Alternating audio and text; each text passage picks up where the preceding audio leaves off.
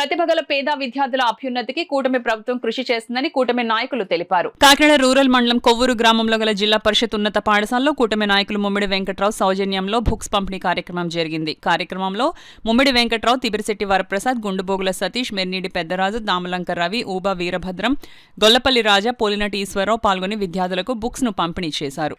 అది మొత్తం పాఠశాలలోని అందరి విద్యార్థులకి అందుబాటులో రావాలనే ఉద్దేశంతో అదనంగా పాఠశాల సమయం అయిపోయిన తర్వాత, పాఠశాల టైం అయిపోయిన తర్వాత అదనంగా 4 గంటల నుంచి 5 గంటల వరకు ప్రత్యేకంగా పిల్లల్ని కూర్చోబెట్టి టీచర్లందరూ కూడా పర్యవేక్షణలో ఈ కార్యక్రమం జరుగుతోంది.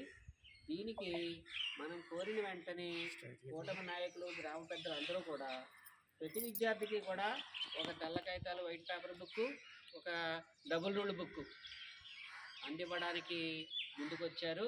ఈ సందర్భంగా ఈ విద్యార్థులకి, పాఠశాలకి కూటమి నాయకులు చేస్తున్న ఈ సహాయానికి ఒక్కసారిగా 200 పుస్తకాలు సప్లై చేయడం అంటే చిన్న మొత్తం కాదు. అది సుమారు 10 నుంచి 15 వేల వరకు అయ్యి ఉంటుంది నాకు తెలిసి.